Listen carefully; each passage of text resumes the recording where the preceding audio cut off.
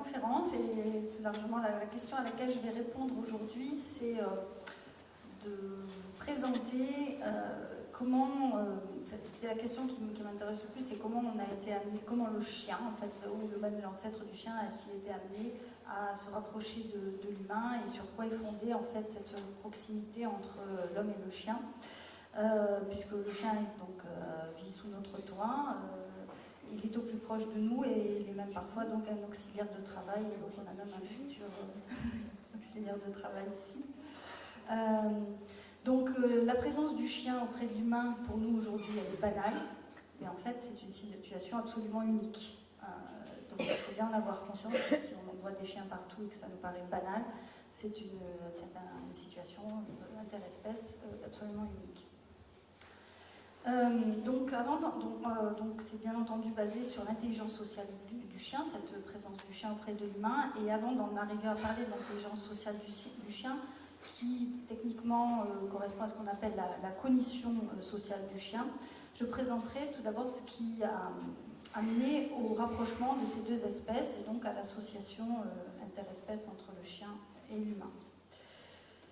Alors d'où vient le chien? Donc bien, on a un ancêtre du chien, c'est l'ancêtre du loup gris.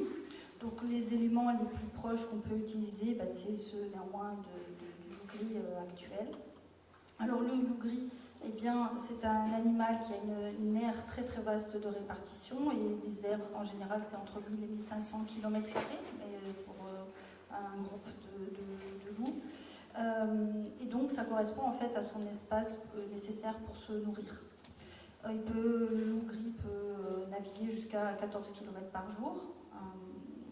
Et puis, donc c'est un animal qui est un prédateur, donc il peut s'attaquer à des proies de manière individuelle, donc des petites proies dans ce cas-là, quand il chasse tout seul, c'est-à-dire des rongeurs souvent.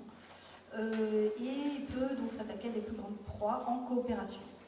Et c'est aussi un charognard. C'est un animal, je l'avais dit, donc un grand navigateur, puisqu'il peut vraiment parcourir de très très longues distances. Et ce qui le caractérise par-dessus tout, c'est d'être un animal social. Donc on peut avoir néanmoins donc, des loups solitaires, des loups par couple, des familles uniques, enfin juste une famille, et des regroupements de familles. Et donc ça peut aller jusqu'à 40 individus. Un groupe de loups. Par ailleurs, donc on voit que déjà le canidé, le loup, en tout cas le loup gris, peut présenter différents types d'associations sociales, une grande variété, et de plus, donc, il défend son territoire, ils ont des ennemis, et ils défendent les individus qui leur sont affiliés, donc leurs proches. Donc ça en fait une caractéristique, ça en fait quelque chose de particulier. Et donc comme de nombreux mammifères et de nombreux animaux de manière générale, donc, le loup donc, présente une cognition donc, sociale, donc c'est des processus cognitifs mentaux qui président aux interactions entre les individus, et une cognition non sociale. Qui peut inclure donc la mémoire, le raisonnement, la catégorisation. Donc ça en fait, ceci fait des fondamentaux des processus qui président au fonctionnement d'un individu. Et donc le loup, on le trouve dans de très nombreuses aires géographiques différentes, et de plus il présente des organisations sociales variées. Donc ça en fait quand même un animal particulier de par ces deux aspects, organisation sociale variée et espace occupé de types très différents, puisqu'on le retrouve vraiment partout sur Terre.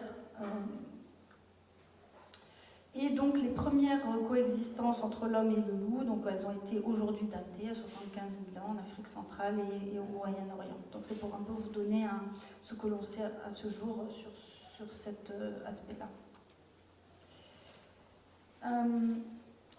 Donc le rapprochement des deux espèces, il s'est fait, donc c'est que, alors chaque année il y a des nouveaux articles qui sortent et qui indiquent, surtout les données génétiques, qui indique des nouveaux scénarios. Mais on va dire que le scénario le plus probable, ce serait qu'il y a plus de 30 000 ans, donc à la fin du Paléolithique, c'est-à-dire que quand les hommes étaient des chasseurs-cueilleurs, eh bien, il y aurait eu un rapprochement un peu partout, sur un certain nombre d'endroits sur Terre, de rapprochement donc, du loup, de l'ancêtre du loup, et finalement des individus non farouches dans une population, dans un groupe, les moins farouches s'approchent. Et puis finalement, ils se familiarisent et s'apprivoisent l'un l'autre.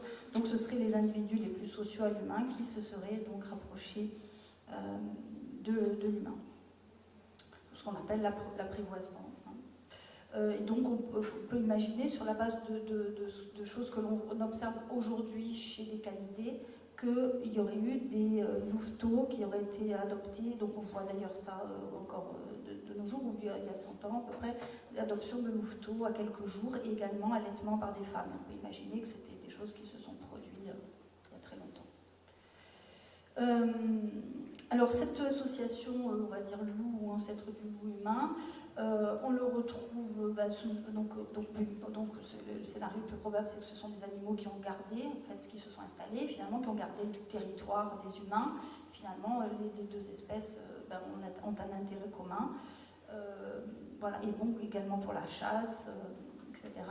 Et finalement, une autre association qu'on a entre un animal et l'humain pour la chasse, c'est le dauphin. Donc il y a plusieurs endroits sur Terre où il y a des dauphins qui chassent en fait des poissons, qui les rabattent en fait le long des côtes, et au bout de tout proche de la côte, et bien, il y a des humains avec leurs filets, et finalement après c'est le grand banquet pour les humains et pour les dauphins. Voilà. Donc là c'est une coopération qui s'est mise en place en fait tout seul, puisque tout le monde, il y a un bénéfice.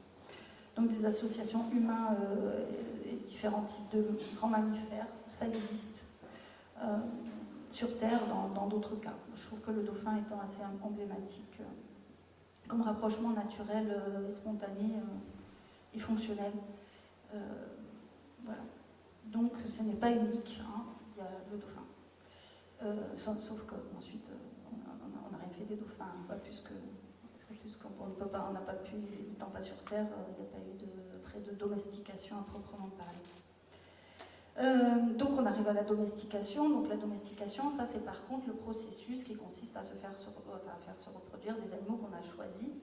Donc des reproductions d'individus les plus socialisés à l'humain. Donc finalement à force de sélection, on garde des individus de plus en plus sociaux auprès de l'humain, qui conservent des traits comportementaux. Et donc ce processus de domestication, donc on a chaque année des articles qui sortent, mais bon, on va dire qu'aujourd'hui on date entre 20 000 et 40 000 ans cette domestication. Donc en 2016, on avait un article où il était évoqué que cette domestication serait intervenue en Europe et en Asie, et en 2017, donc seulement en Europe. Et donc chaque année, il y a un petit peu des scénarios qui s'affinent. C'est normal, c'est compliqué aussi, la génétique, et toujours des travaux récents. Alors ce qui est intéressant de relever, c'est que finalement au fur et à mesure de la domestication, les individus qui se sont sélectionnés, c'est ceux aussi qui digéraient l'amidon comme les humains. Voilà, donc on a une évolution parallèle, en tout cas pour la digestion de l'amidon entre les humains et les chiens, donc ils partagent le repas, le foyer. Voilà. Et ce qui est important aussi pour le rapprochement des deux espèces, c'est que c'est bien de faire des animaux qui ont des traits comportementaux qui sont compatibles finalement avec notre vie. Mais il y a bien entendu le fait que les jeunes chiens ont une expérience avec les humains, ça facilite leur proximité auprès des humains. C'est-à-dire que les chiens qui vivent pas auprès des humains, sont moins familiers des humains par définition au cours de leurs jeunes années, quoi. Donc il y a ce processus de sélection génétique, mais il y a aussi l'expérience au cours du développement des jeunes années du chien qui sont très importantes pour favoriser en fait la proximité des humains et des chiens. Voilà, donc ça c'est un petit peu l'historique, et donc on considère que depuis 30 000 ans, ce qui a été essentiellement sélectionné au cours de la domestication, ce sont les grands traits comportementaux de sociabilité à l'humain. Et puis finalement, depuis on va dire 150 ans, donc, ce sont les races qui ont été créées, donc les races qu'on connaît de nos jours, avec surtout des traits à la fois comportementaux bien sûr, mais aussi donc pour les chiens de travail, mais aussi d'apparence physique, hein, vu la variété de races qui existent. Voilà, donc tout ça est beaucoup plus récent. Donc la domestication a porté sur, était vraiment en deux phases. Très récemment, ce sont les races qui ont été créées. Il y a un travail qui a été fait par un Russe qui s'appelle Belaïev, qui avait des renards dans une ferme, des renards argentés. Et ces renards ont été sélectionnés en fait pour leur caractère de docilité. Pardon, juste pour dire qu'à force de créer, le chien, ce qui le caractérise par rapport au loup, c'est finalement des traits de juvénile, de jeune loup en fait. Le chien ressemble au jeune loup, c'est-à-dire il a des traits plus ronds, de visage, de tête beaucoup plus ronde. Donc Belaïev, il a sélectionné en fait des renards argentés, donc voilà un spécimen, pour leur caractère docile, et à force de sélectionner donc sur 40 ans, sur 30 générations de renards, donc, il a fini par obtenir des animaux qui avaient une autre apparence, donc avec des gros changements physiques. Donc vous voyez là un changement de la couleur du pelage, une tête plus ronde et aussi des oreilles plus rondes. Voilà. Donc pour vous dire que en fait, Belaïev, il a fait en 40 ans en fait le processus, on a une forme de processus de domestication qu'on a pu opérer en fait en des siècles en fait de domestication. Voilà. Donc ça c'est comment l'ancêtre du chien. Le chien c'est rapproché de nous en termes de processus, de mécanisme, on va dire, de sélection, donc la domestication. Et puis, donc pour en arriver à en faire donc, le meilleur ami de l'homme. Alors, en quoi il est le meilleur ami de l'homme? Nous sommes en France, par exemple, 68 millions, et aujourd'hui, on a 7 millions de chiens qui sont dans 20% des foyers. Et puis, c'est le meilleur ami dans le sens où il est dans plein de situations de nos vies. Hein. On peut avoir jusqu'à des chiens en groupe avec une seule personne, des chiens qui dorment auprès de nous, voire jusqu'à notre lit, des chiens même à la plage, avec des cohabitations en général qui se passent bien, avec des partages d'espace dans le temps qui sont différents au cours des journées. Voilà des activités qui sont proposées aux chiens et à leurs maîtres, les auxiliaires de travail comme les chiens guides, et puis les chiens de secours, jusqu'à des chiens d'intervention pour l'armée. Voilà, donc c'est véritablement un auxiliaire de vie et aucun autre animal n'a cette place et n'a ces activités auprès de l'humain, c'est-à-dire à la fois un compagnon et un auxiliaire de vie. Donc avec la domestication, donc à quoi sommes-nous arrivés? Donc à diminuer donc le caractère peureux, agressif et de prédation. Hein, le chien aujourd'hui n'est plus un prédateur. Il digère l'amidon, donc il partage un petit peu nos menus. Nous avons une cognition sociale commune, non verbale, bien sûr, et qui est favorisée également par des processus hormonaux que l'on retrouve entre le très jeune enfant et les humains, qui est l'ocytocine, qui, lorsqu'il y a une relation établie entre le chien et l'humain, l'ocytocine est augmentée, donc c'est une molécule qui marque en fait l'attachement entre deux individus. Donc on retrouve déjà là en fait un marqueur en fait de quelque chose de similaire à ce qui se passe entre la mère et l'enfant, entre donc l'humain et le chien. Le chien se caractérise aussi par le fait d'apprendre de l'humain, donc ça c'est vraiment quelque chose qu'on a créé avec la domestication, qui est quand même quelque chose de particulier. Le chat ne le fait pas beaucoup. Et ce, donc, malgré, et c'est intéressant, une perception, un système perceptif qui est très différent chez le chien du nôtre. Le système perceptif du chien est vraiment différent du nôtre.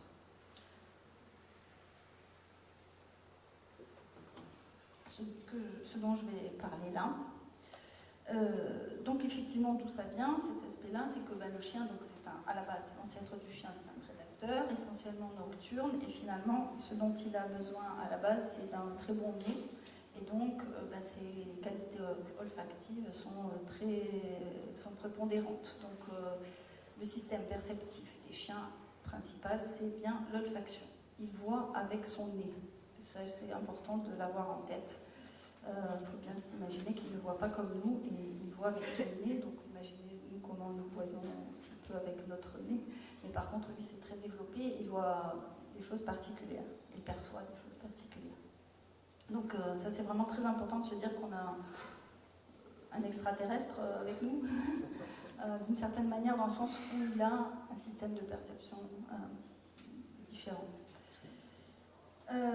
Il a aussi, donc son audition bien sûr se superpose avec la nôtre, mais il a de plus une perception des ultrasons, et c'est certainement un vestige de ses capacités ancestrales, de son ancêtre, à traquer, enfin à suivre les rongeurs, puisque les rongeurs émettent des ultrasons, donc lui il reste encore, et pas chez tous les individus, mais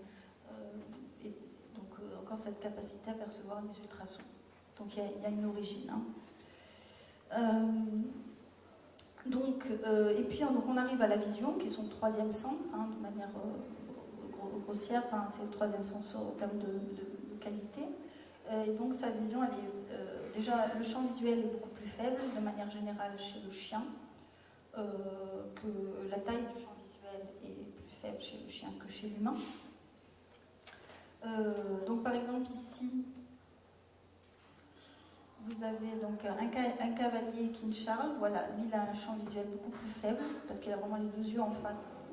La superposition, ça fait qu'il a une taille de champ visuel beaucoup plus faible, donc vous le voyez sur cette image. Et par exemple, un chien qui a les yeux beaucoup plus sur les côtés, bien il verra beaucoup plus large. Donc il faut bien imaginer que des fois, on a certains chiens qui ne voient pas sur les côtés aussi, quoi, et on le perçoit, on peut être amené à le percevoir. Au niveau de la vision des couleurs, vous avez ici donc, le spectre des couleurs perçues par les humains et ici par le chien. Donc vous voyez vraiment la différence. Et voilà une image ici perçue par les humains et perçue par les chiens. Donc par contre, ils ont une très bonne perception des objets en mouvement. Et ils voient aussi en faible éclairage, puisque leur ancêtre c'est un prédateur nocturne, et tout ça au détriment d'une vision précise des détails. Donc on peut être amené parfois effectivement à avoir un chien qui a sa balle dans des hautes herbes, eh bien il ne la voit pas, et comme il est en mode, on va dire, visuel avec l'humain, à ce moment-là il ne déclenche pas sa perception olfactive, et du coup il est complètement aveugle d'une balle qui se trouve dans des hautes herbes. Voilà, donc du coup, en fait, je suis en train d'aborder un autre point que je ne pensais pas aborder, c'est qu'effectivement, le chien, en fait, quand il est avec les personnes, il est plutôt sur le mode visuel, puisque nous, pour lui, on gesticule, voire on parle. Et après, par contre, son univers de chien, c'est plutôt un univers olfactif, donc il bascule. C'est une façon de dire la chose, mais quand il est avec des congénères, il est plutôt en mode olfactif. Et souvent d'ailleurs, il faut un peu les rappeler par la voix ou leur faire des gestes pour les ramener à nous quelque part. Donc c'est un peu deux modes attentionnels, olfactif d'une part et visuel d'autre part, qui est particulier, donc encore une fois. Et puis comme de nombreux mammifères, eh bien, les chiens ont également donc un système vestibulaire qui est l'organe qui permet de s'équilibrer en fait. Si on a un problème du système vestibulaire, on a des vertiges ou des déséquilibres. Et cet organe d'équilibre se combine également avec ce qu'on appelle la proprioception, qui est un ensemble de capteurs que l'on trouve dans les muscles, les articulations, les tendons et également dans la peau. Donc tout ça fait que, en l'absence de vision, on peut tenir droit, voire même se déplacer et faire des choses même en l'absence de vision.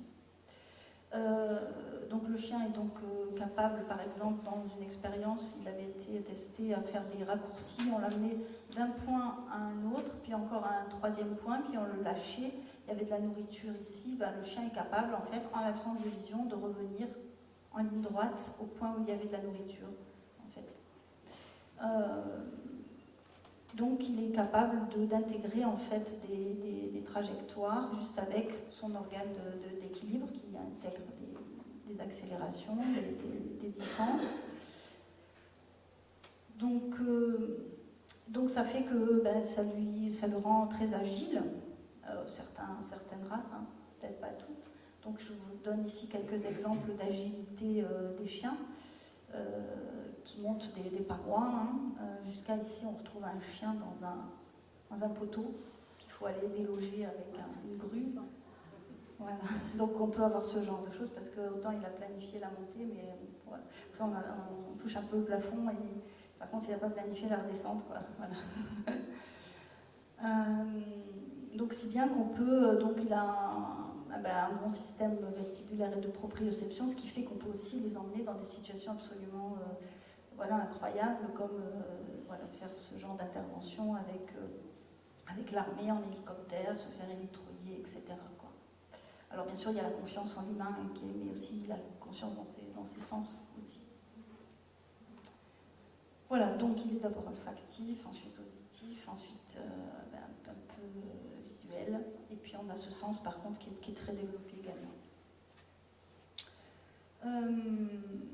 Et puis donc cette dernière décennie, alors on a commencé à montrer que, il y a un article qui a montré que les renards, lorsqu'ils étaient sur le point de saisir une proie et que leur direction de corps était alignée avec le champ magnétique, alors ils réussissaient mieux à saisir leur proie qui était dans la neige.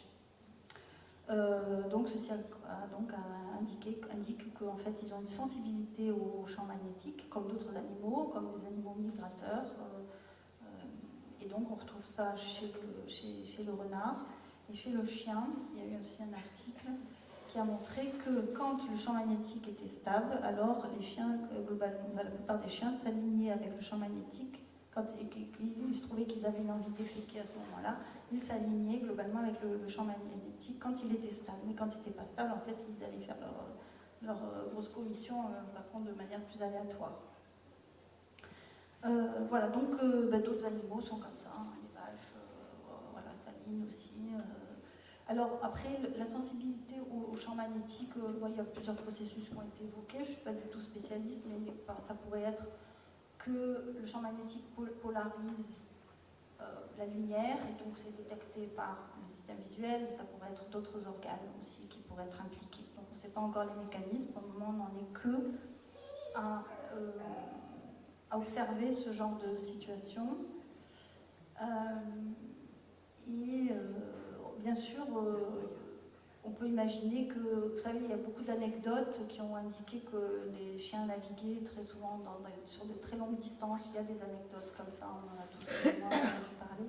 Donc, si effectivement ça se précise, peut-être qu'effectivement un jour on trouvera que certains individus ou peut-être certaines races, etc., sont capables d'utiliser le champ magnétique pour se déplacer, pour faire un peu de migration comme d'autres animaux en fait. Voilà, donc tout ça pour vous dire que bien que le chien a un système sensoriel très spécifique, il est au plus près de nous. Mais bien, il faut vraiment avoir en tête que c'est vraiment différent de notre système sensoriel à nous. Donc voilà, donc on en arrive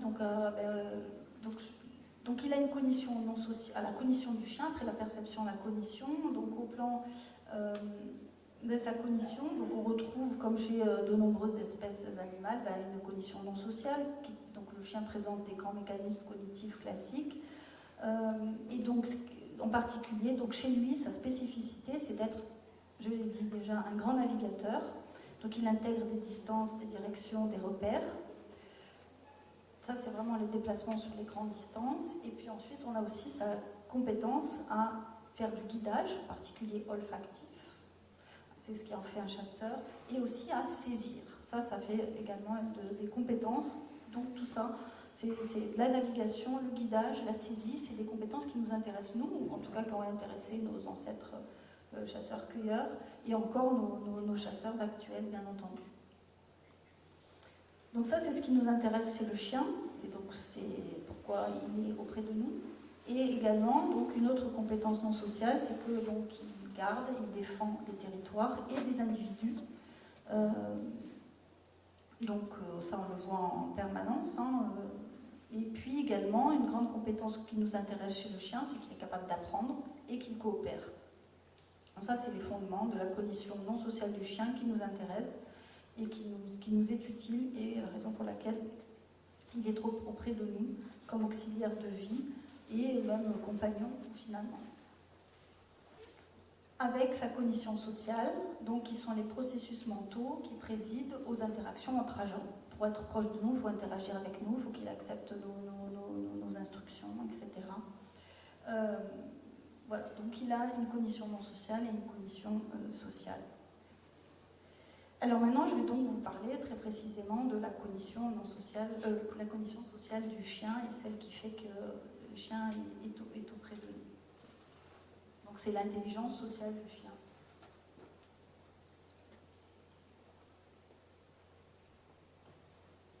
Alors, je suppose que vous avez dû le remarquer, donc les chiens utilisent les comportements qui sont produits par l'humain. Nous produisons de nombreux comportements et typiquement, un premier travail a montré que les chiens ont été capables de discriminer la direction de l'attention de l'humain. Alors dans cette expérience, il y avait 4 conditions expérimentales. Au départ, en fait, l'expérimentateur, donc ça se passe dans un laboratoire, l'expérimentateur prend un chien d'un propriétaire, et puis donc il a la nourriture, il pose la nourriture et il interdit au chien, selon les mots habituels du maître, de prendre la nourriture. Et puis, donc dans un cas, en fait, l'expérimentateur va s'asseoir, donc après avoir interdit, non tu touches pas, selon les termes habituels du maître, eh bien l'expérimentateur va se mettre soit dos à la pièce ou dos à la croquette, soit face à la pièce ou à la croquette, et il ferme les yeux, ou bien face à la pièce et à la croquette et il joue avec son téléphone, donc il a son attention vers le bas, ou bien il regarde le chien. Donc 4 situations différentes. Donc un chien rentre et puis on est dans l'une, on l'observe, on analyse les comportements sur la vidéo, il sort. Deuxième condition, le chien rentre, on lui interdit de prendre la croquette, et puis la personne va s'asseoir face à la croquette et ferme les yeux, etc. Et ensuite, on a relevé en fait le temps mis pour le chien pour désobéir et prendre la croquette, parce que finalement, ils finissent quand même par désobéir, surtout qu'en plus, c'est pas leur maître, alors donc ils ont un petit peu moins peur.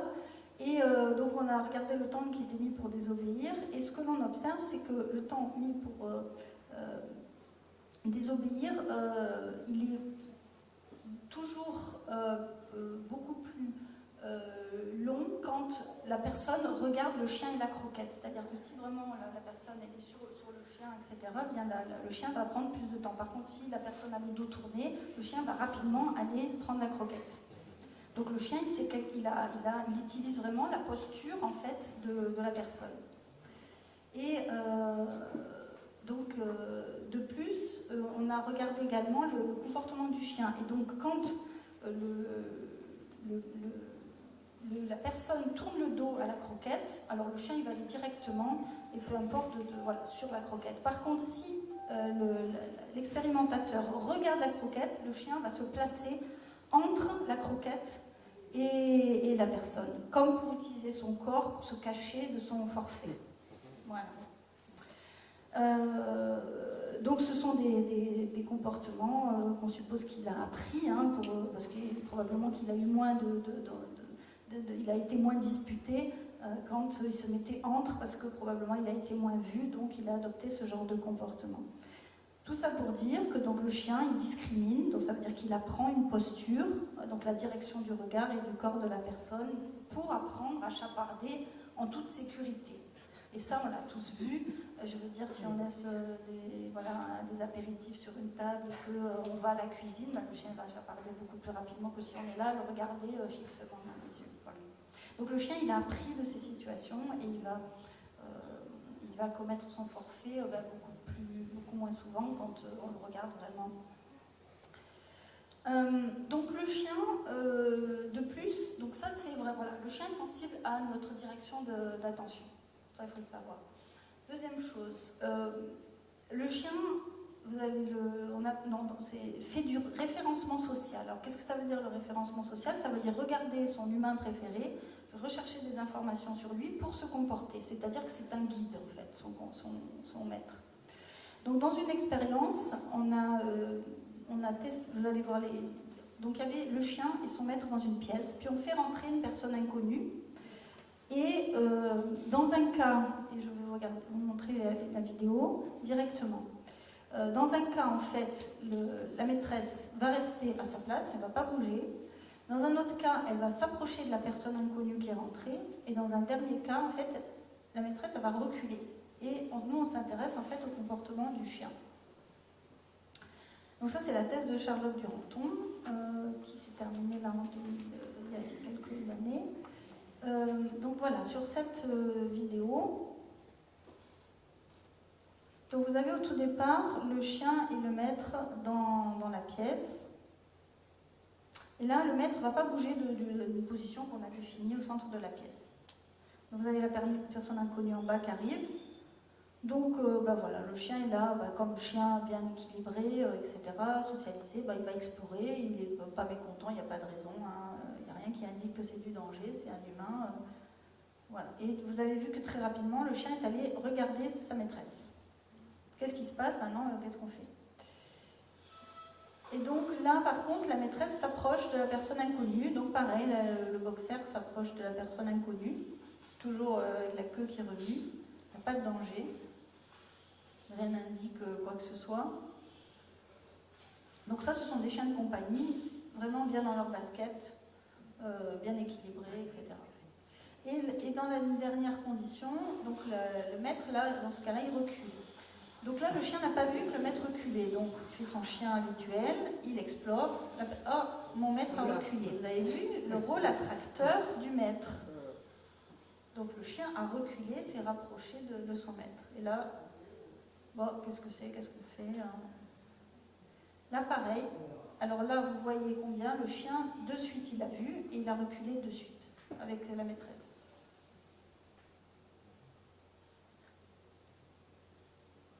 Et donc là, ça a duré longtemps, 40 secondes plus tard, finalement, il ne se passe vraiment rien, la maîtresse ne bouge pas. J'y vais, parce que j'ai l'habitude de... c'est une situation quand même, somme toute, c'est classique. Donc tout ça pour dire que l'humain est un référent, en fait, vraiment comportemental pour le chien. Donc vous pouvez imaginer, vous pouvez en tirer des déductions sur tous les comportements qu'on peut induire chez le chien. C'est-à-dire que s'il nous prend comme modèle, vous pouvez imaginer tout ce qu'il peut prendre pour vraiment de multiples situations. Et donc, en fait, il se trouve qu'on a la même chose en fait pour les enfants. Alors voilà, ça a donné un article. Donc en particulier ici, je vous montre que quand on est dans la condition où le maître recule, on a beaucoup plus de comportement vers le maître quand le maître recule que quand le maître est immobile, que quand le maître s'approche. Donc vraiment, le fait de reculer est une indication d'une situation en fait de non-approche. C'est vraiment un signal pour le chien, le recul de son maître. Donc on peut en déduire que, on peut même utiliser ce comportement pour faire reculer un chien d'une situation. Par exemple, vous avez 2 rencontres de chiens, vous savez que ça va mal se passer, en reculant, vous pouvez limiter un peu les dégâts. Il faut toujours attirer l'attention du chien et reculer en même temps. Mais le chien, il prend des signaux sur nous, donc le chien prend des informations sur le comportement du propriétaire. Et donc on a exactement la même chose chez les très jeunes enfants. Si par exemple vous avez une maman avec son très jeune enfant qui fait une grimace par rapport à quelque chose, un objet, une situation, etc., ou à un comportement voilà, de repli ou quoi que ce soit, ben, l'enfant le regarde, le voit, il l'utilise et il va s'ajuster parce que sa maman c'est son référent. Voilà. Donc encore une fois, vous imaginez bien que votre comportement, enfin, quand on est propriétaire de chien, ben, le comportement peut induire donc vraiment des choses chez le chien, des bonnes choses et des choses moins bonnes aussi. Bien sûr. Donc ça, c'était le référencement social. Les humains sont utilisés comme référents sociaux pour les chiens. Et les travaux qu'on a conduits ont également montré que le chien pouvait synchroniser sa marche sur celle de l'humain. Alors, dans cette expérience, on a pris des maîtres avec leurs chiens, et on leur a demandé, donc aux maîtres, ils avaient un écouteur dans les oreilles, donc de marcher rapidement, de s'arrêter, de marcher lentement, ou lentement, rapidement et s'arrêter. Donc trois situations où ils ne marchent pas, où ils font une marche lente, ou une marche rapide. Et on a simplement regardé ce que faisait le chien. Et on a analysé en fait les comportements du chien, donc vous allez voir là. Donc là c'est la marche rapide de la maîtresse.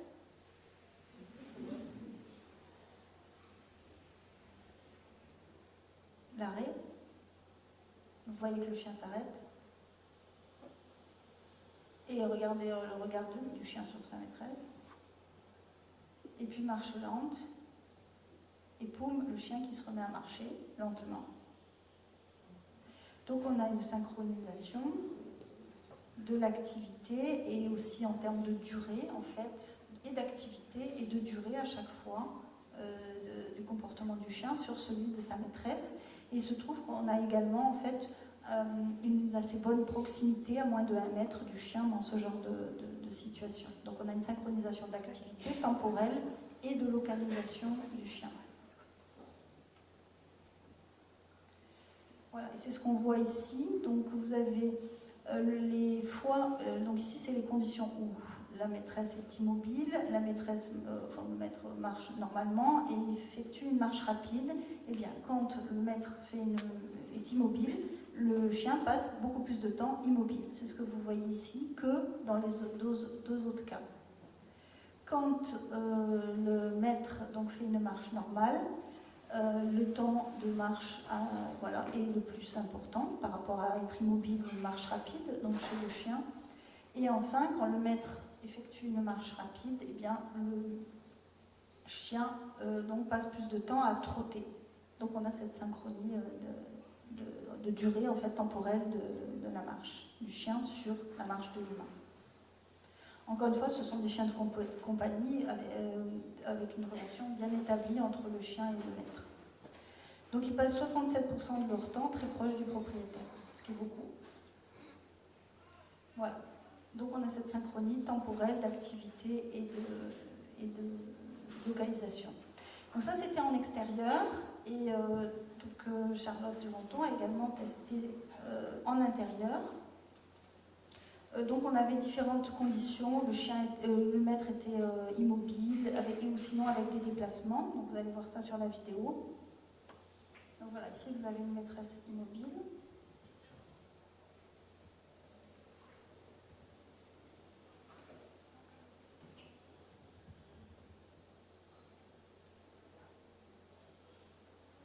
Alors ça c'est un des premiers chiens qu'on a testé, c'était pas un chien qu'on a conservé après, c'était ce qu'on appelle nos pré-tests en fait. Donc c'était un chien un petit peu âgé, un petit peu sourd si j'ai bon souvenir, un petit peu inattentif. Voilà, on le voit là, il est parti un petit peu. Oui, il a rien perçu du tout de sa maîtresse. Voilà, c'est clair.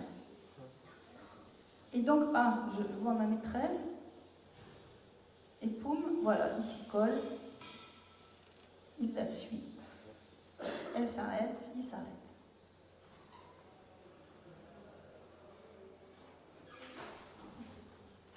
Et on a toujours ce regard, recherche d'informations sur la maîtresse, qu'est-ce que tu fais ?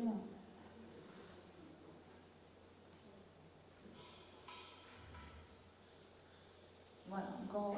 Nous, on a été vraiment très très surpris parce que dès les premières observations qu'on a faites, ça c'était vraiment les toutes premières l'expérience, pré-test, on a été vraiment sidérés de voir combien ça marchait, quoi, combien les chiens suivaient leur maître.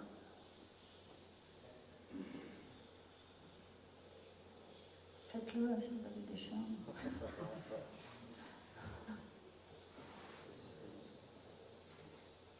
Après, dans les bois, quand on amène un chien dans un bois, c'est plutôt lui que les maîtres suivent. Hein. Moi,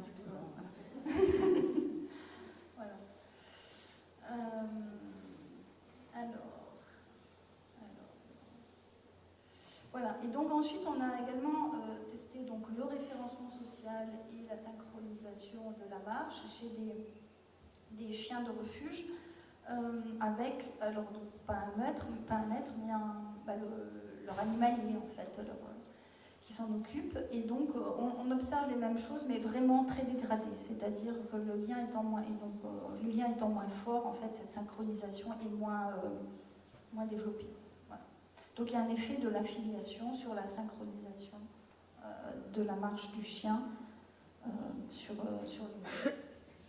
Et on retrouve la même chose dans le cas de la relation humain-enfant, adulte-enfant, enfin parent-enfant.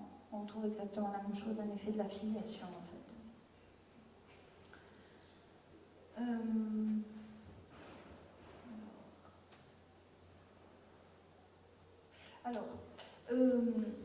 On enfile alors ensuite, toujours dans ce genre de travail, donc, qui sont tous ce sont des processus cognitifs sociaux qui sont donc dans le fondement finalement de l'interaction entre l'homme et le chien et qu'on retrouve donc chez le très jeune enfant. Et là, on a mis en place un test chez le chien qui était fondé sur un test chez l'enfant. On est allé au domicile des personnes et donc un expérimentateur s'est mis à suivre le chien dans la pièce, dans un cas, et dans l'autre cas, il marche mais sans suivre le chien. C'est un autre expérimentateur et ensuite on a demandé au chien de choisir entre celui qui l'avait suivi et celui qui ne l'avait pas suivi. C'est pour voir s'il y avait un effet du fait de se synchroniser avec quelqu'un. Vous savez que parfois, quand on interagit avec quelqu'un, on peut être amené à se reculer, croiser les bras. On peut observer en fait ce qu'on appelle en anglais du mirroring, c'est-à-dire on imite, ça se fait automatiquement, on se met en synchronie en fait comportementale, on se gratte, on croise les jambes, etc. Donc là, ce qu'on a choisi, c'est de faire en sorte que l'expérimentateur synchronise sa marche sur celle du chien.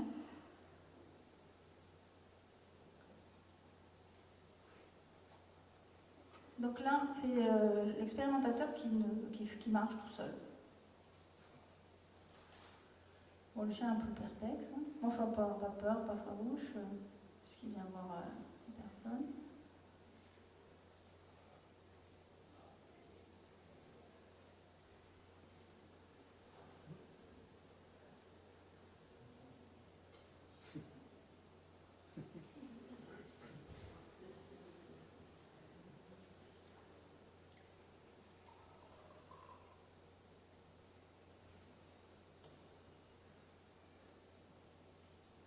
L'expérimentateur qui par contre suit et la marche et les changements d'orientation.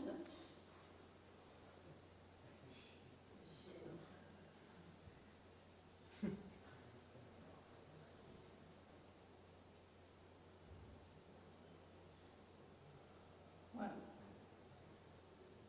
Et donc ensuite, on présente les deux expérimentateurs et on lâche le chien, hop. Et en fait, ce qu'on a observé au niveau statistique, c'est que le premier choix des chiens était majoritairement la personne sur laquelle, qui s'était synchronisée sur la marche du chien.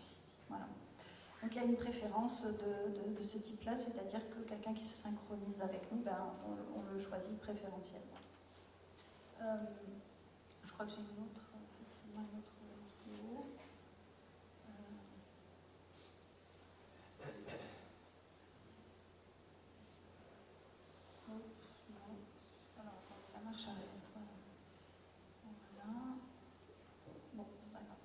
Et donc, voilà, donc les plus de chiens choisissent l'expérimentateur synchronisé que celui qui est non synchronisé.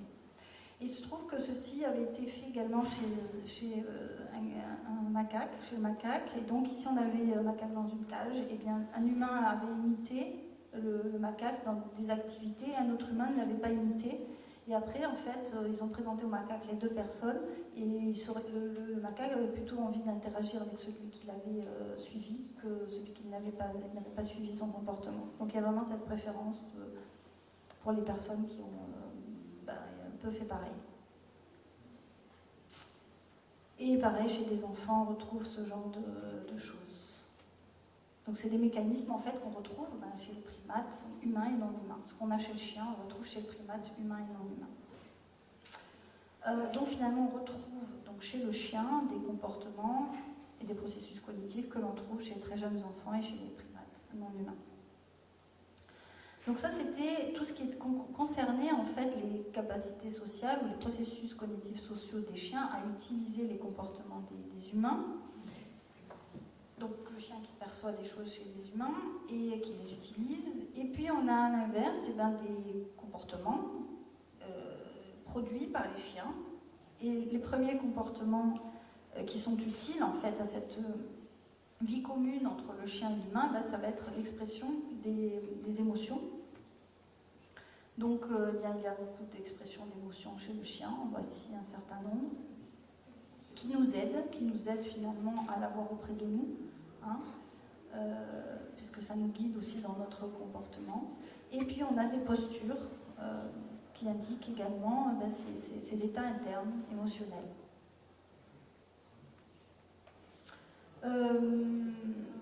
La queue est une manière d'indiquer aussi son état émotionnel.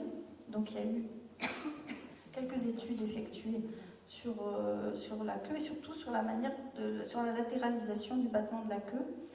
Et dans une expérience, donc en fait, on a présenté un chien dans ce genre de dispositif pour pouvoir après analyser son battement de la queue. On lui a présenté en fait soit le propriétaire, soit une personne inconnue, un chat, rien, ou encore un chien inconnu mais qui était imposant. Donc ce qu'on observe, c'est que quand on présente son propriétaire, eh bien il bat plus loin en fait, l'amplitude est plus importante à gauche. Donc il bat bien entendu des deux côtés, de part et d'autre, mais elle est plus importante à gauche. Quand on lui présente une personne inconnue, y a moins c'est un peu plus homogène, droite et gauche. Quand c'est un chat, donc il ne bat pas avec beaucoup d'amplitude, et droite-gauche n'est pas différencié. Donc on connaît bien ce battement de la queue, du chien qui bouge juste à peine, vous savez, comme ça. Une personne, donc quand c'est rien, vous voyez, c'est un petit peu, ça bat, mais c'est pas, droite et gauche, c'est vraiment confondu. Et quand c'est un chien inconnu et imposant, donc on a l'inverse de quand c'est le propriétaire, donc quand il a une émotion positive, et donc en fait il bat plus loin, en fait l'amplitude est plus importante, donc cette fois vers la gauche et pas vers la droite. Donc, et ça c'est une première étude. Une deuxième étude a également montré que quand on lui présentait pareil, des stimuli positifs ou négatifs, donc en fait les battements ils sont encore biaisés vers la gauche quand c'est négatif, donc c'est ce qu'on retrouve ici, pareil. Donc en fait l'amplitude est plus importante à gauche quand le chien a une émotion négative. Si c'est résumé ici, donc un biais à gauche quand il y a une émotion négative ou un comportement de recherche d'évitement. Alors, dans la pratique, c'est pas évident, bien entendu, de distinguer, voire même impossible, mais par contre, ce qui est possible de voir, c'est quand ça bat super en amplitude vers la droite, et on le voit, quoi, voilà. Donc en gros, si on voit que ça part vers la droite, vers sa droite, c'est qu'il est positif, et en général, même implicitement, on l'a compris, on l'a tous appris, ceux qui sont proches des chiens, ils le voient. Et par contre, si vous ne distinguez rien du tout, il faut se poser des questions sur l'état interne du chien. Et par contre, le battement positif, quand le chien est content, en général, on arrive à le distinguer très vite. Par contre, on a une perception d'ambiguïté, justement, quand c'est pas trop à droite, quoi. Voilà. Ça peut aider. Des fois, de toute façon, quand on voit un chien où la situation est douteuse, on a des doutes et on cherche tous les indices possibles et imaginables pour savoir comment il va partir, quoi, en fait. Il va décoller en termes d'émotion. Donc ça, c'est de la communication.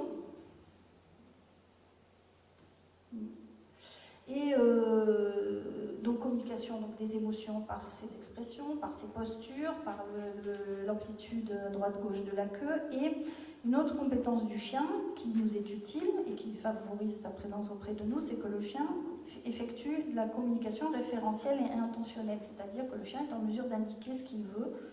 Par exemple, une balle qu'on cache, et bien, au bout d'un moment, le chien donc, il va chercher à l'atteindre par lui-même au début, et puis ensuite il va finir par mettre en place des comportements de communication. Et ça, en général, c'est que ça commence par une alternance de regard entre la personne et la balle. Voilà, donc ça c'est ce qu'on appelle la communication référentielle, donc communiquer au sujet de quelque chose. Donc on peut avoir des chiens qui demandent à qu'on leur ouvre la porte, qu'on leur donne à boire, qu'on leur donne à manger, des câlins, voilà, un certain nombre de choses. Donc c'est un peu le summum d'ailleurs de la communication du chien, communiquer à propos de quelque chose qu'il désire. Et on parle également de communication référentielle et intentionnelle pourvu qu'un certain nombre de critères soient validés. En l'occurrence, donc il faut qu'il y ait ces alternances de regard, et il faut également qu'il effectue des comportements de recherche d'attention, donc c'est quand le chien se met à fixer la personne, enfin l'humain à qui il s'adresse. Il faut également qu'il y ait, que ces comportements au sujet d'un objet se révèlent quand il y a quelqu'un, mais par exemple s'il y a de la nourriture en hauteur et qu'il n'y a personne, le chien il ne va pas passer autant de temps même dirigé vers la nourriture, c'est-à-dire qu'il va, oui, il y a quelque chose là, mais il n'y a personne, donc je ne vais pas faire beaucoup de comportements à l'adresse de cette cible, puisqu'il n'y a personne. Et puis, pour qu'il y ait une communication intentionnelle, il faut qu'il y ait un effet de la direction de l'attention de l'humain sur leur manifestation, et ça on le voit tous, c'est-à-dire que si on fait face au chien ou si on lui fait dos, les comportements du chien ne vont pas être les mêmes, c'est-à-dire qu'il va même pouvoir se tourner autour de nous pour chercher notre attention, et si on lui fait dos, voilà, il va venir devant nous pour dire oh, ce que je veux c'est là-bas, donc même il va faire des allers-retours, et vous avez parfois aussi des chiens qui vont venir vous chercher dans une pièce pour indiquer ce qu'ils veulent, c'est rare mais on en connaît quelques cas. Sinon, donc il faut qu'il soit, pour qu'on parle de communication intentionnelle, il faut qu'il soit capable de se comporter différemment selon notre direction d'attention. Et puis si on ne répond pas à leur demande, eh bien, pour qu'on parle encore de communication intentionnelle, il faut que ces comportements persistent, donc ils se réitèrent dans les secondes, etc. Et puis également voir qu'ils s'élaborent, c'est-à-dire au début c'est juste un petit regard, puis il commence à faire des comportements, des appels, à amplifier ses attitudes, voire y mettre les vocalisations, et là on parle vraiment de comportement de communication intentionnelle. Voilà, donc ça, il se trouve qu'on le retrouve, cette communication référentielle et intentionnelle, on le trouve chez les chimpanzés, le babouin et des petits singes, et les dauphins, et les enfants, donc non-verbaux, on le voit déjà à partir de 9 mois, 10 mois, 15 mois, et puis après, commence à se mettre en place chez l'enfant, en fait, le geste pour indiquer. Mais il se trouve qu'on retrouve chez les enfants aussi l'alternance de regard entre la maman et l'objet désiré. Donc on retrouve la même séquence de développement et les mêmes types de comportements chez ces trois mammifères, on va dire dauphins, primates, humains et non-humains et chiens. Alors, comportement classique d'un chien, classique, très classique.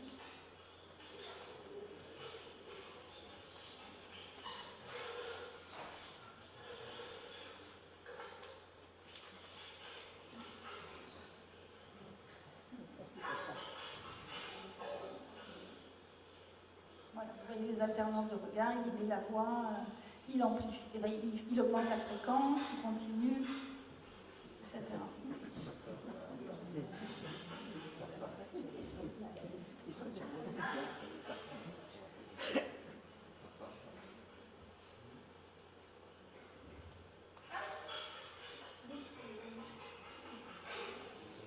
Et puis, voilà.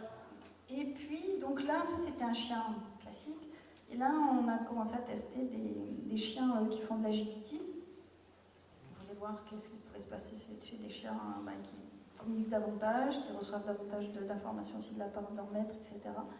dont ces mêmes dispositifs, bon, sauf que là, par exemple, on avait soit un jouet, soit la croquette dans un pot au sol. Donc le dispositif fait aussi sortir d'autres choses, vous allez le voir.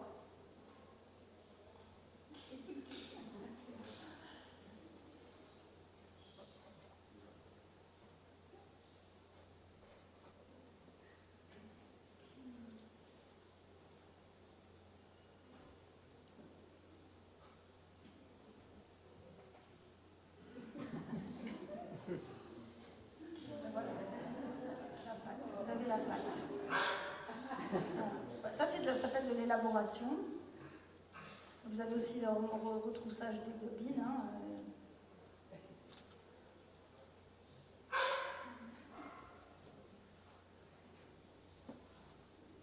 Vous voyez combien ce chien est expressif. Hein. Et recherche d'attention, ces petits coups de museau. Voilà. Donc avec des chiens qui ont développé vraiment une interaction poussée avec leur maître. Et ici, c'est le travail de Karine Savali qui a fait sa thèse au Brésil. Et donc, elle avait développé avec son superviseur un petit panneau où chaque panneau, en fait, il y avait un symbole qui distinguait chaque panneau. Et en fait, on a appris au chien à appuyer sur tel ou tel panneau pour demander de la nourriture, rentrer dans la niche, sortir balader, de l'eau, etc. Et donc c'est de l'apprentissage. Donc vous voyez ici Karine qui est très studieuse. Et la chienne Sophia qui a appuyé sur un panneau, et c'était le panneau Aqua au Brésil. Voilà. S'il te plaît.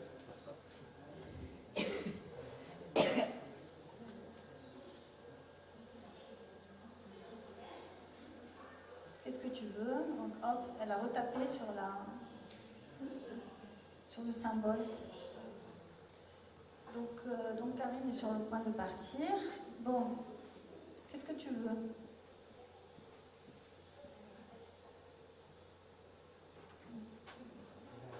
Donc la chienne, elle tape sur le panneau Passéa qui est baladé. Donc là, on voit bien que la chienne Sophia s'ennuie. Et on voit Pepenaude qu'elle veut rentrer dans sa niche qui est là. Et donc elle a appuyé sur le panneau niche. Et donc Karine Boulou, la niche, vous voyez qu'elle rentre dans la niche, confirmant la demande.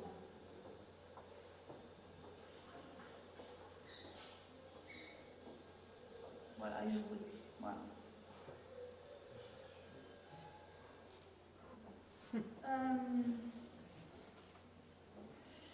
Donc, vous voyez que la communication référentielle du chien, c'est très important parce que ça permet aussi de répondre à ses besoins à lui quand il demande quelque chose. Et c'est fondamental pour maintenir cet animal auprès de nous, c'est évident.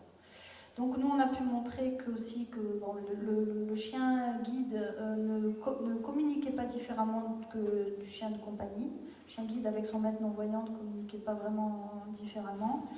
Que le chien de compagnie est sensible à la direction du maître pour communiquer, ça j'en ai déjà parlé. On avait également fait une expérience où, donc vous voyez ici le chien et son maître, dans un cas on mettait le jouet visible sur un pot, puis dans un autre cas on le mettait sous un pot, donc invisible, mais tout le monde savait où était la balle, et dans un dernier cas, le maître était parti, on plaçait la balle sous le pot, et puis le maître revenait. Et on regardait les comportements encore de demande du chien, et la question c'est de savoir si en particulier le chien allait se comporter différemment quand son maître n'avait pas vu, quand lui savait que son maître n'avait pas vu.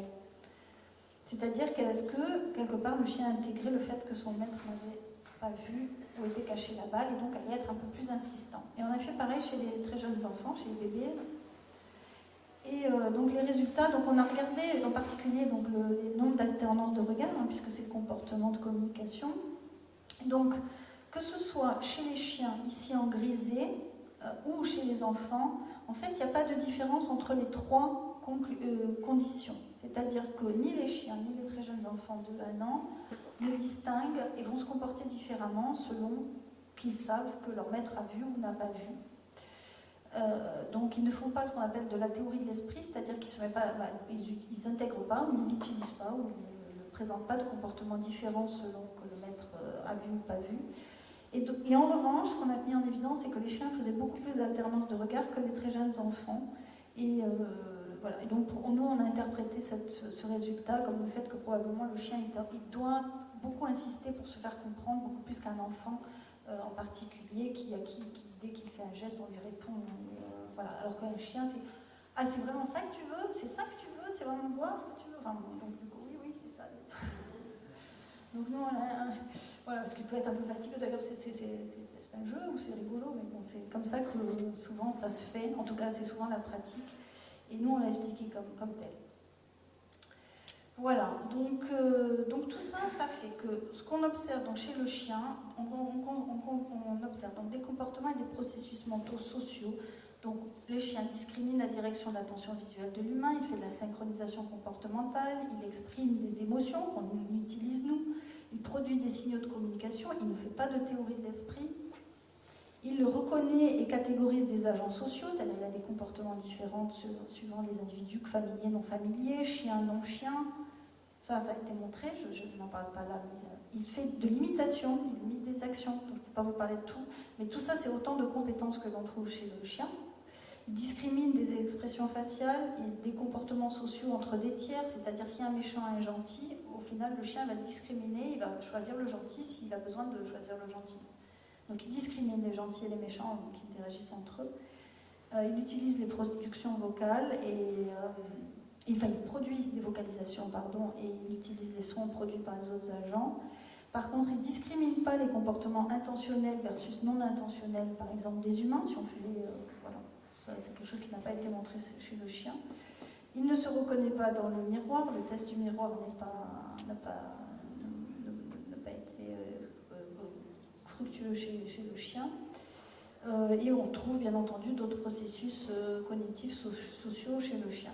Donc on en trouve un bon nombre que l'on trouve en fait chez l'enfant de moins de 2 ans, de 1 à 2 ans en fait. Les processus cognitifs sociaux du chien se rapportent à ceux de l'enfant de 1 à 2 ans.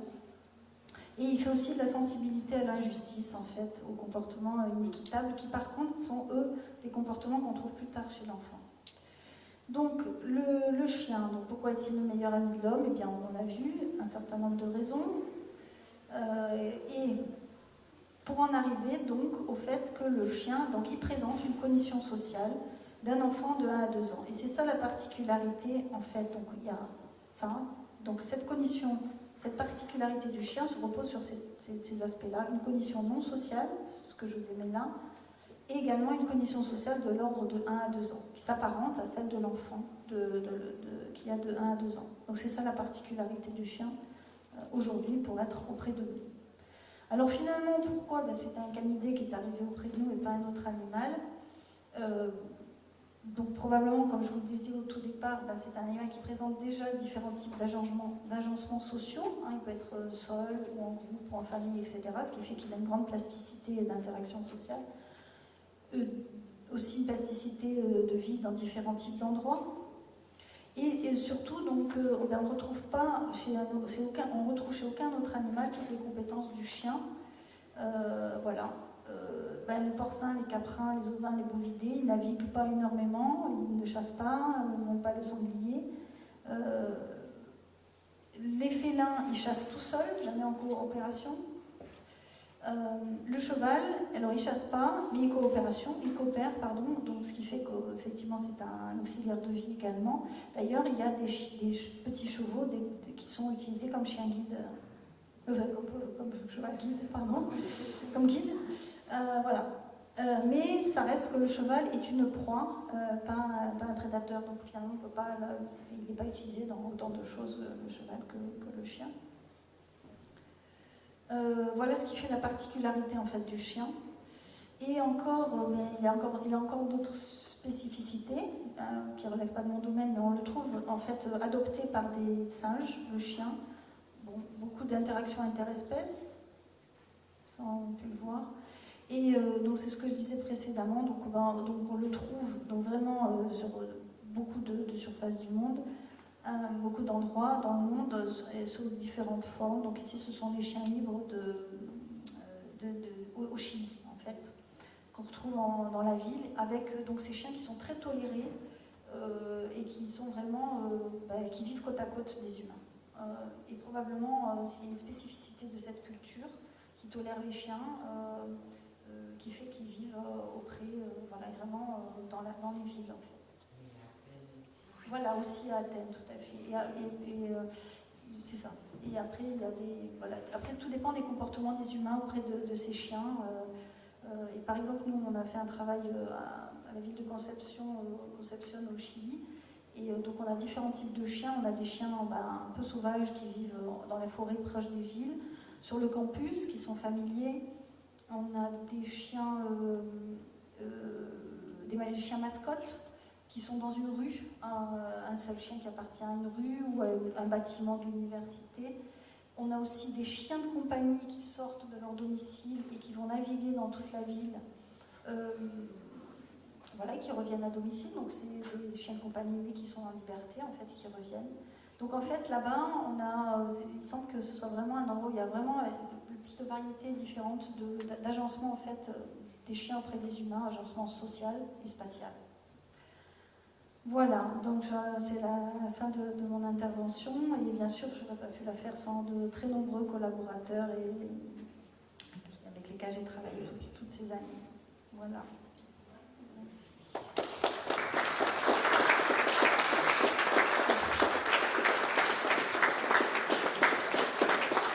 Si vous avez des questions, n'hésitez pas.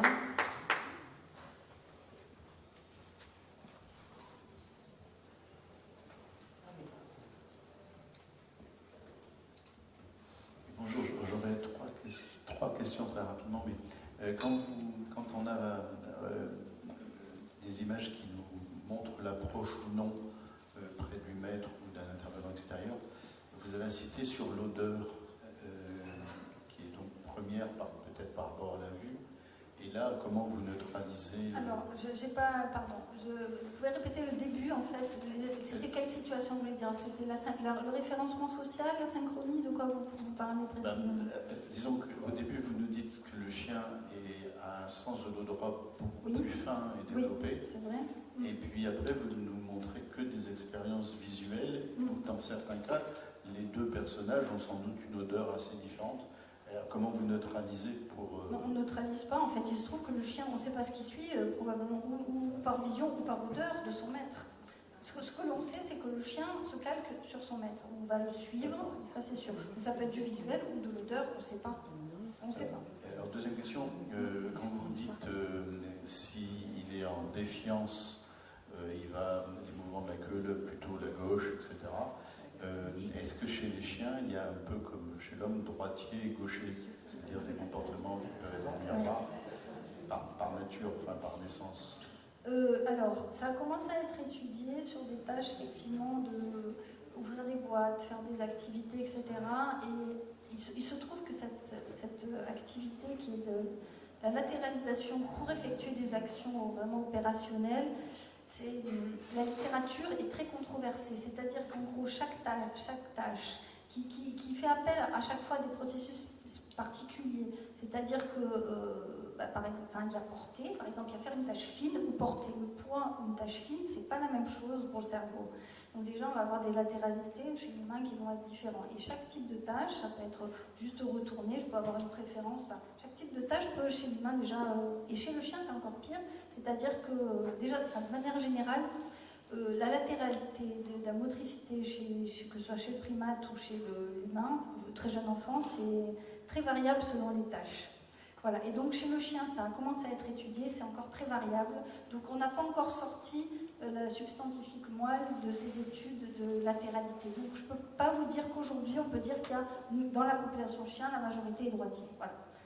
Et d'autant que c'est très dépendant du type de tâche que l'on demande. Voilà. Et alors la troisième chose, je ne sais pas si vous voulez remettre les diapos, au début elle est très, très intéressante quand vous mettez le spectre de vision de l'homme, donc oui. on a l'arc-en-ciel, et au-dessus vous mettez un spectre dégradé qui est celui du chien. Oui. Et dans le spectre dégradé que vous nous montrez sur la gauche de l'image, il n'y a pas du tout de vert.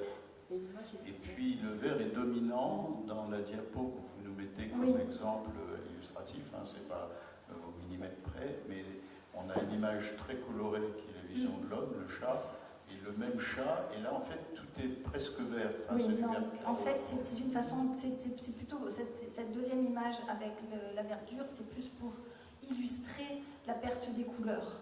Voilà, c'est plutôt un modèle. Voilà, c'est pas, ça illustre pas la réalité, mais c'est pour illustrer l'absence. Voilà. Oui, je reviens simplement au début de la présentation. Oui.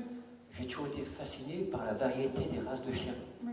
Donc la question, qui a été étudiée par ailleurs, j'imagine, depuis longtemps, quelle est la part du volontaire pour la sélection des chiens ou une part de hasard? Je veux dire, au départ, on ne savait pas qu'on voulait un caniche, puis finalement on est arrivé à un caniche.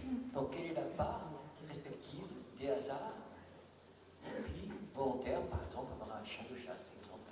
Je ne pourrais pas répondre à cette question, malheureusement. L'émergence des races, je n'ai aucune notion de l'émergence des races. Comment ça a été fait, je ne sais pas du tout. Je suppose que quelqu'un a dû s'intéresser à comment les gens ont fait, parce qu'en plus c'est quelque chose qui n'est pas si ancien que ça. Les races, l'émergence des races, donc je pense que... Et puis d'ailleurs, il y a des races nouvelles qui se font, donc on peut aussi... Par exemple, il y a le chien de Tchécoslovaquie qui est très récent. Bon, là, c'est pas compliqué, c'est un croisement, je crois, entre un berger allemand et des loups européens. Donc, je ne sais pas ce qu'ils voulaient, mais je veux dire, voilà, probablement que dans quelques années, on va avoir une nouvelle race. Donc, est-ce qu'ils voulaient quelque chose? Je ne pense, je ne sais pas. Moi, je ne peux pas y répondre, mais ce que je sais, c'est qu'on pourrait l'observer, on pourrait l'étudier. Je suis désolée, je ne peux pas répondre à cette question. Ouais. Oui. Pardon. Bonjour. J'ai deux petites questions qui me sont venues lors de votre intervention. Merci déjà de votre intervention. Je voulais savoir si vous seriez en mesure de me répondre pour les chiens de montagne et les chiens qui sont dans la police, en fait, s'ils ont la même perception et la même vision qu'un chien traditionnel domestique. Les chiens de montagne et les chiens policiers. Oui. Qui sont en général, les chiens policiers, en général, c'est bergers allemands, des malinois. Donc, est-ce qu'ils ont les mêmes perceptions? Oui. En fait, les études sur les races sont très peu nombreuses. D'accord. Donc, et en termes de perception, en termes de cognition. Alors nous, il se trouve que sur les histoires de synchronisation de la marche, on a fait des molosses et des bergers. Mais ensuite, l'étude des races, parce qu'en fait, du coup, il faut trouver un grand groupe de caniches, un grand groupe de bergers allemands, ça fait des études énormes, je crois, avec beaucoup d'individus. Donc, malheureusement, je ne peux pas répondre à cette question. Mais je suppose qu'il y a des différences, je suppose quand même. Et ma dernière question, ce serait, est-ce que vous seriez en mesure de me dire le temps en moyenne pour intégrer un comportement d'un chien? Pour apprendre? Ouais. Est-ce que vous auriez à peu près... Je ne sais pas, il y a des éducateurs canins, et il doit y avoir des éducateurs canins qui seront plus à même de répondre à ça. Je veux dire, je pense qu'en 3 essais, souvent, un comportement simple, ça dépend si c'est juste... ça peut être très peu d'essais. Donc après, si c'est une séquence complexe de comportement, ça peut prendre des semaines, des mois.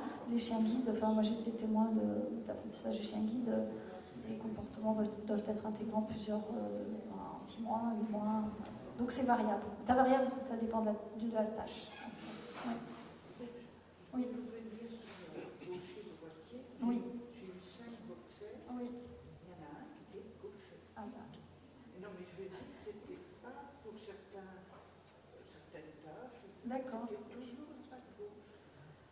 Eh ben, c'est bien. C'est intéressant, ouais, super, oui. D'accord. Oui. Je ne sais pas vous dire. Voilà, la latéralisation du comportement, c'est vraiment déjà, même si chez l'humain, chez le très jeune enfant, c'est compliqué, chez le primate aussi. Ça dépend de la tâche. Ok, super. Mais c'est bien que. Oui, ça veut dire là, au moins, on a un individu qui est gaucher, un chien gaucher, connu. Oui, je comprends. Ouais. Oui. Est-ce qu'on fait aussi des études sur les chats? Ça commence, oui, ça commence, les études sur les chats. Oui.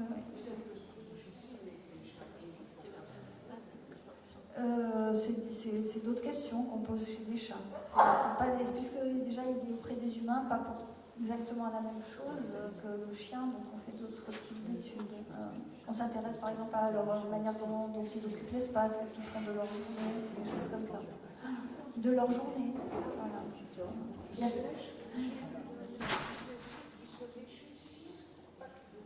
Ah oui. Ouais,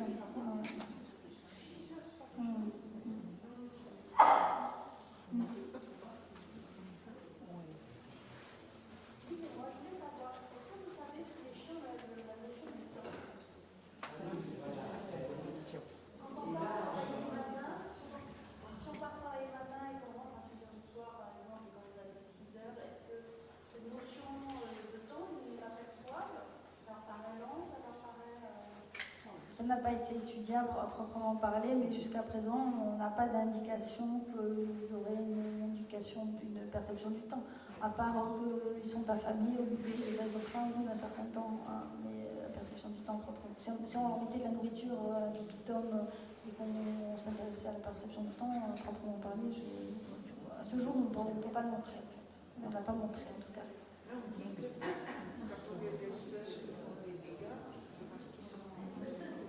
C'est possible, hein, qu'ils sentent. Bah oui. Moi,